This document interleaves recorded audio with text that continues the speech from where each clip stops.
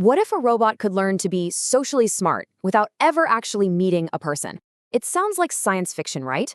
Well, today we're diving into a really cool study where researchers did exactly that, teaching a robot how to read a room entirely inside a computer simulation. All right, so here's the game plan for our explainer today. We're going to start with why it's so hard to make social robots in the first place. Then we'll jump into the virtual boot camp they built. We'll look at the secret sauce that made the training work, see how the robot ARI performed in its final exam, and then zoom out to see why this all really matters. Okay, so first things first, let's talk about the big problem here. We have robots that can build cars, explore other planets, but making one that doesn't feel totally weird in a normal conversation, that is a whole different beast. We've all seen those amazing videos online of robots doing backflips and stuff, but when it comes to social skills, they just fall flat. They don't know where to look, they don't get the timing right, there's this uncanny, awkward vibe. And the real reason for that awkwardness, it all comes down to how they're trained. And this right here, this is the core dilemma that keeps roboticists up at night. You could try to train a robot in the real world, but that's incredibly slow, it's expensive, and honestly, it can even be a bit unsafe. So, the obvious answer is use a simulation. It's fast. You can run millions of scenarios, it's cheap, and totally safe. But, and this is a huge but, there's a massive problem called the reality gap. So, this sim-to-real gap is a huge deal. It's the reason a robot can be a social genius inside a computer program, but then be completely clueless in a real room. See, the real world is messy and unpredictable. The physics aren't perfect, there are weird lighting changes, sensor delays, stuff you just can't perfectly model in a clean, pristine simulation. So how do you solve a problem this big? Well, a team of researchers at the University of Hertfordshire had a pretty radical idea. What if you could make the simulation so good, so chaotic, and so comprehensive that you could just leap right over that reality gap? And that idea led them to this concept, zero-shot transfer. Now, I know it sounds super technical, but the idea is actually pretty intuitive. The zero-shot part means zero practice attempts in the real world. Think about it like this. Imagine a pilot training in a flight simulator that's so incredibly realistic that they can hop into a real 747 and fly it perfectly on their very first try. That's the dream here. So the goal here wasn't just to teach the robot a few tricks. No, the ambition was way bigger.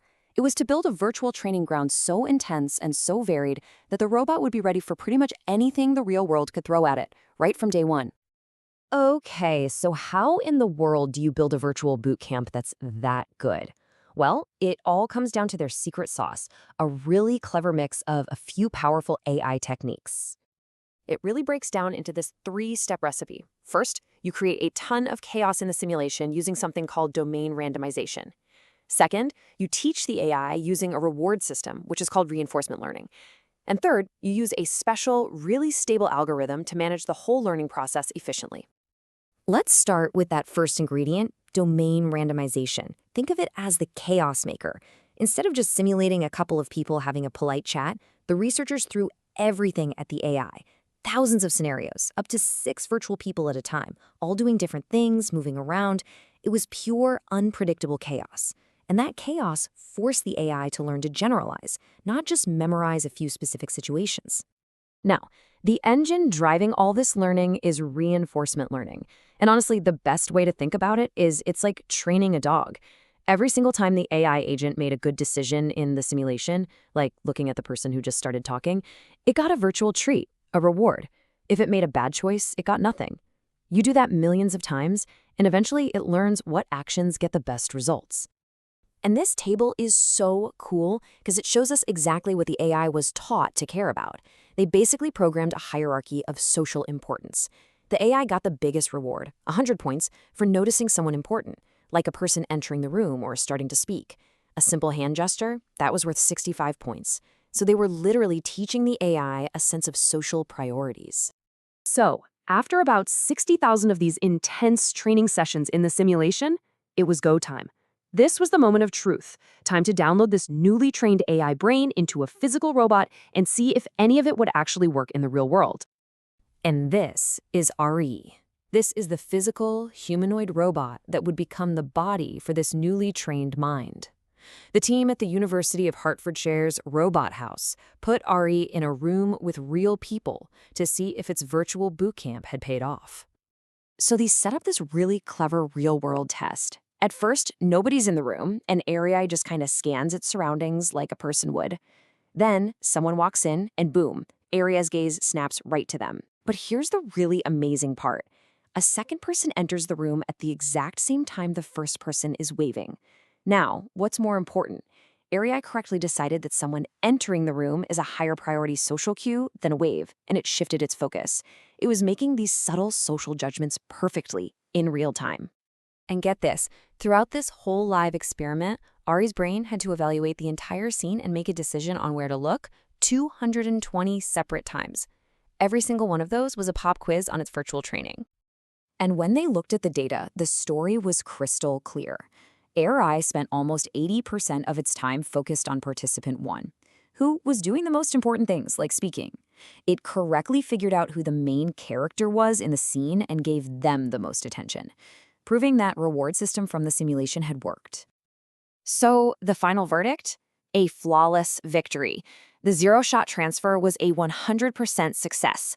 The knowledge learned entirely in a fake world transferred perfectly to a real robot, which then navigated a tricky social situation without making a single mistake. Just incredible. Okay, this is obviously super impressive, right? But it's way more than just a cool party trick for a robot.